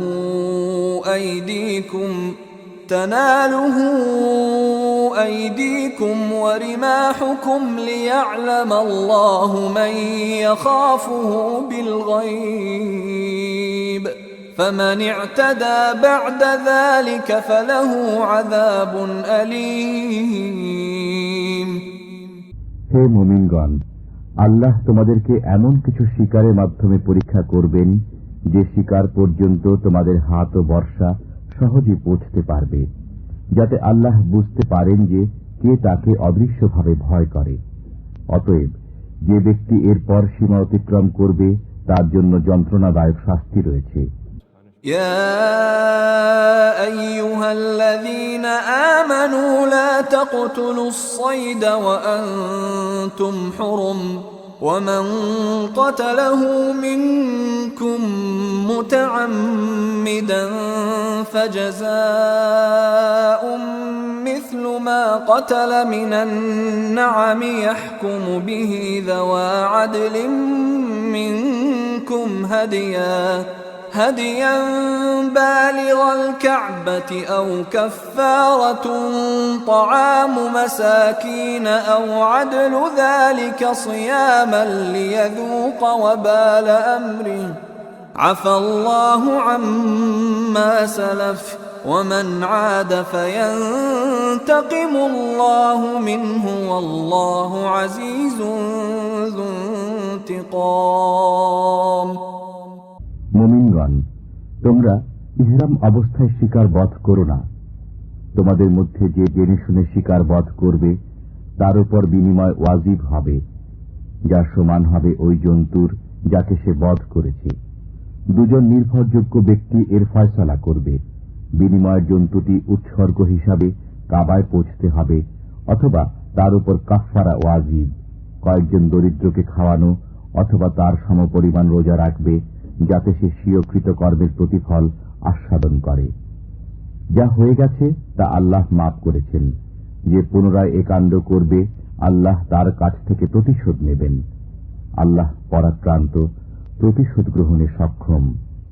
أحل لكم صيد البحر وطعامه متاعا لكم وللسيارة وحرم عليكم صيد البر ما دمتم حرما واتقوا الله الذي إليه تحشرون। তোমাদের জন্য সমুদ্রের শিকার ও সমুদ্রের খাদ্য হালাল করা হয়েছে তোমাদের এবং মুসাফিরদের উপকারার্থে, আর তোমাদের জন্য হারাম করা হয়েছে স্থলভাগের শিকার, যতক্ষণ তোমরা ইহরাম অবস্থায় থাকো। আল্লাহকে ভয় করো, যার কাছে তোমরা সমবেত হবে। جعل الله الكعبة البيت الحرام قياما للناس والشهر الحرام والهدي والقلائد ذلك لتعلموا أن الله يعلم ما في السماوات وما في الأرض وأن الله بكل شيء عليم। আল্লাহ সম্মানিত কাবাগৃহকে মানুষের স্থিতিশীলতার কারণ করেছেন এবং সম্মানিত মাসসমূহকে হেরেমে কোরবানির জন্তুকেও, যেগুলির গলায় বিশেষ ধরনের বেড়ি পরানো রয়েছে। এর কারণ এই যে যাতে তোমরা জেনে নাও যে আল্লাহ নভমণ্ডল ও ভূমণ্ডলের সবকিছু জানেন এবং আল্লাহ সর্ববিষয়ে মহাজ্ঞানী। اعلموا أن الله شديد العقاب وأن الله غفور رحيم। জেনে নাও, নিশ্চয় আল্লাহ কঠোর শাস্তিদাতা ও নিশ্চয় আল্লাহ ক্ষমাশীল, দয়ালু। ما على الرسول إلا البلاغ والله يعلم ما تبدون وما تكتمون। রসুলের দায়িত্ব শুধু পৌঁছিয়ে দেওয়া। আল্লাহ জানেন যা কিছু তোমরা প্রকাশ্যে করো এবং যা কিছু গোপনে করো। قل لا يستوي الخبيث والطيب ولو أعجبك كثرة الخبيث فاتقوا الله يا أولي الألباب لعلكم تفلحون। বলে দিন, অপবিত্র ও পবিত্র সমান নয়, যদিও অপবিত্রের প্রাচুর্য তোমাকে বিস্মিত করে। অতএব হে বুদ্ধিমানগণ, আল্লাহকে ভয় করো যাতে তোমরা সফলতা লাভ করতে পারো। يا أيها الذين آمنوا لا تسألوا عن أشياء إن تبد لكم تسؤكم وإن تسألوا عنها حين ينزل القرآن تبد لكم عفى الله عنها والله غفور حليم। হে মুমিনগণ, এমন কথাবার্তা জিজ্ঞেস করো না যা তোমাদের কাছে পরিব্যাপ্ত হলে তোমাদের খারাপ লাগবে। যদি কোরআন অবতরণ কালে তোমরা এসব বিষয় জিজ্ঞেস করো তবে তা তোমাদের জন্য প্রকাশ করা হবে। অতীত বিষয় আল্লাহ ক্ষমা করেছেন। আল্লাহ ক্ষমাশীল, সহনশীল। قد سألها قوم من قبلكم ثم أصبحوا بها كافرين। এরূপ কথাবার্তা তোমাদের পূর্বে এক সম্প্রদায় জিজ্ঞেস করেছিল, এরপর তারা এসব বিষয়ে অবিশ্বাসী হয়ে গেল। ما جعل الله من بحيرة ولا سائبة ولا وصيلة ولا حام ولكن الذين كفروا يفترون على الله الكذب وأكثرهم لا يعقلون। আল্লাহ বহিরা, সায়েবা, উসিলা এবং হামিকে শরীয়ত সিদ্ধ করেননি, কিন্তু যারা কাফির তারা আল্লাহর উপর মিথ্যা অপবাদ আরোপ করে, তাদের অধিকাংশেরই বিবেক বুদ্ধি নেই। وَإِذَا قِيلَ لَهُمْ تَعَالَوْا إِلَى مَا أَنزَلَ اللَّهُ وَإِلَى الرَّسُولِ قَالُوا حَسْبُنَا مَا وَجَدْنَا عَلَيْهِ آبَاءَنَا أَوَلَوْ كَانَ آبَاؤُهُمْ لَا يَعْلَمُونَ شَيْئًا وَلَا يَهْتَدُونَ। যখন তাদেরকে বলা হয় যে আল্লাহর নাজিলকৃত বিধান এবং রসুলের দিকে এসো, তখন তারা বলে, আমাদের জন্য তাই যথেষ্ট যার উপর আমরা আমাদের বাপদাদাকে পেয়েছি। যদি তাদের বাপদাদারা কোনো জ্ঞান না রাখে এবং হেদায়েত প্রাপ্ত না হয়, তবু কি তারা তাই করবে? يا أيها الذين آمنوا عليكم أنفسكم لا يضركم من ضل إذا اهتديتم إلى الله مرجعكم جميعا فينبئكم بما كنتم تعملون। হে মুমিনগণ, তোমরা নিজেদের চিন্তা করো। তোমরা যখন সৎ পথে রয়েছ তখন কেউ পথভ্রান্ত হলে তাতে তোমাদের কোনো ক্ষতি নেই। তোমাদের সবাইকে আল্লাহর কাছে ফিরে যেতে হবে, তখন তিনি তোমাদেরকে বলে দেবেন যা কিছু তোমরা করতে। يا أيها الذين آمنوا شهادة بينكم إذا حضر أحدكم الموت حين الوصية اثنان ذوى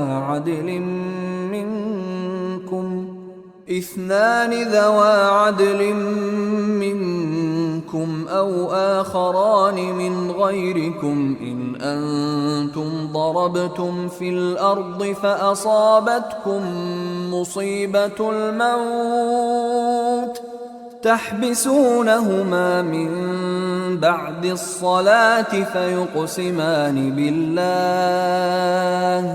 فيقسمان بالله إن ارتبتم لا نشتري به ثمنا ولو كان ذا قربى ولا نكتم شهادة الله ولا نكتم شهادة الله إنا إذا لمن الآثمين।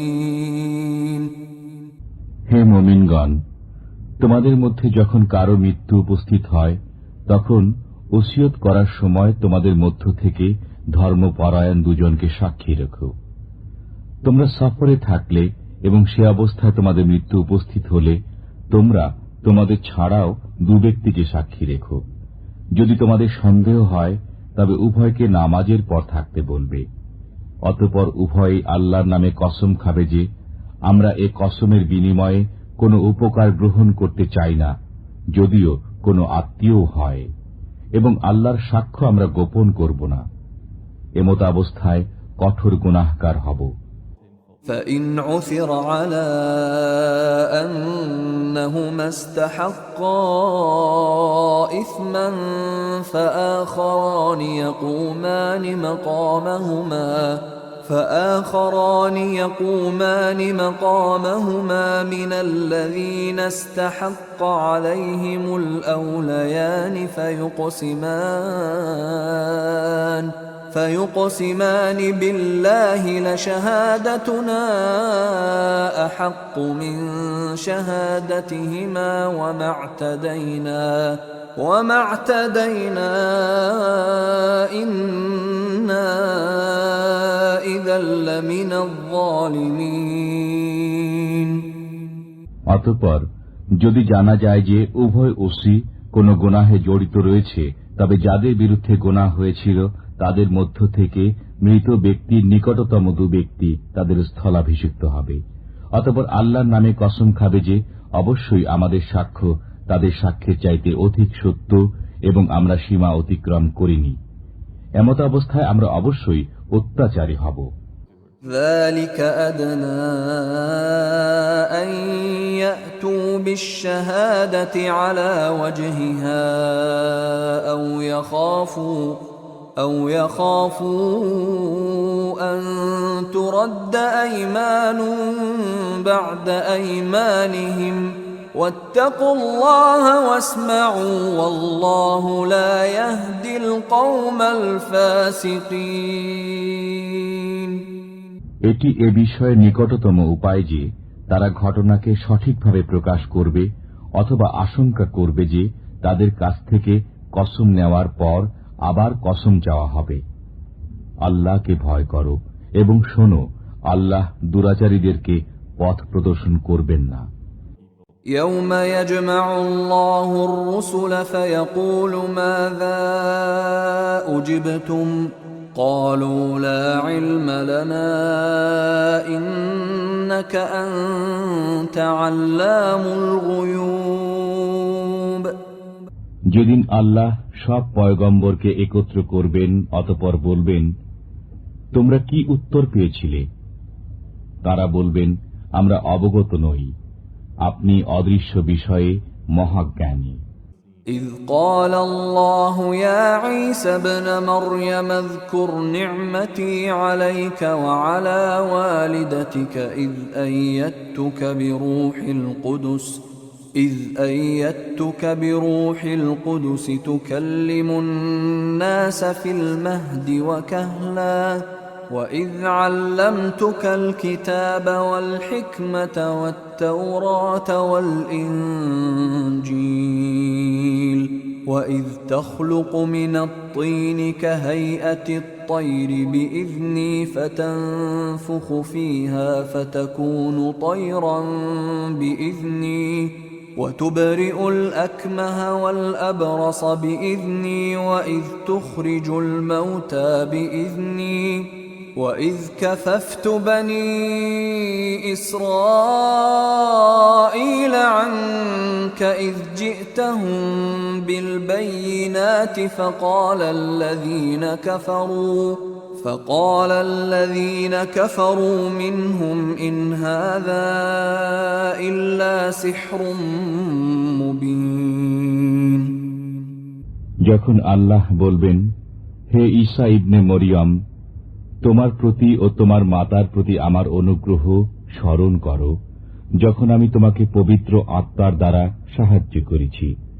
তুমি মানুষের সাথে কথা বলতে কোলেও এবং পরিণত বয়সেও, এবং যখন আমি তোমাকে গ্রন্থ, প্রগাঢ় জ্ঞান, তাওরাত ও ইনজিল শিক্ষা দিয়েছি, এবং যখন তুমি কাদামাটি দিয়ে পাখির প্রতিকৃতির মতো প্রতিকৃতি নির্মাণ করতে আমার আদেশে, অতঃপর তুমি যাতে ফু দিতে, ফলে তা আমার আদেশে পাখি হয়ে যেত, এবং তুমি আমার আদেশে জন্মান্ধ ও কুষ্ঠ রোগীকে নিরাময় করে দিতে, এবং যখন তুমি আমার আদেশে মৃতদেরকে বের করে দাঁড় করিয়ে দিতে, এবং যখন আমি বনী ইসরায়েলকে তোমার থেকে নিবৃত রেখেছিলাম, যখন তুমি তাদের কাছে প্রমাণাদি নিয়ে এসেছিলে, অতঃপর তাদের মধ্যে যারা কাফির ছিল তারা বলল, এটা প্রকাশ্য জাদু ছাড়া কিছুই নয়।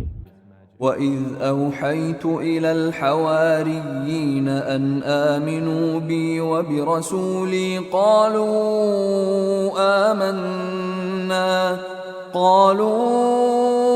آمَنَّا وَاشْهَدْ بِأَنَّنَا مُسْلِمُونَ। আর যখন আমি হাওয়ারীদের মনে জাগ্রত করলাম যে আমার প্রতি এবং আমার রসূলের প্রতি বিশ্বাস স্থাপন করো, তখন তারা বলতে লাগল, আমরা বিশ্বাস স্থাপন করলাম এবং আপনি সাক্ষী থাকুন যে আমরা আনুগত্যশীল। إذ قال الحواريون يا عيسى ابن مريم هل يستطيع ربك أن ينزل علينا مائدة من السماء قال اتقوا الله إن كنتم مؤمنين। যখন হাওয়ারীরা বলল, হে মরিয়ম তনয় ঈসা, আপনার পালনকর্তা কি এরূপ করতে পারেন যে আমাদের জন্য আকাশ থেকে খাদ্য ভর্তি খাঞ্চা অবতরণ করে দেবেন? সে বলল, যদি তোমরা ঈমানদার হও তবে আল্লাহকে ভয় করো। قالوا نريد أن نأكل منها وتطمئن قلوبنا ونعلم أن قد صدقتنا ونكون عليها من الشاهدين। তারা বলল, আমরা তা থেকে খেতে চাই, আমাদের অন্তর পরিতৃপ্ত হবে, আমরা জেনে নেব যে আপনি সত্য বলেছেন এবং সাক্ষ্যদাতা হয়ে যাব। قال عيسى ابن مريم اللهم ربنا أنزل علينا مائدة من السماء تكون لنا عيدا لأولنا وآخرنا وآية منك وارزقنا وأنت خير الرازقين। ঈসা ইবনে মরিয়ম বললেন, হে আল্লাহ, আমাদের পালন কর্তা, আমাদের প্রতি আকাশ থেকে খাদ্য ভর্তি খাঞ্চা অবতরণ করুন, তা আমাদের জন্য অর্থাৎ আমাদের প্রথম ও পরবর্তী সবার জন্য আনন্দোৎসব হবে এবং আপনার পক্ষ থেকে একটি নিদর্শন হবে। আপনি আমাদেরকে রুজি দিন, আপনি শ্রেষ্ঠ রুজিদাতা। قال الله إني منزلها عليكم فمن يكفر بعد منكم فإني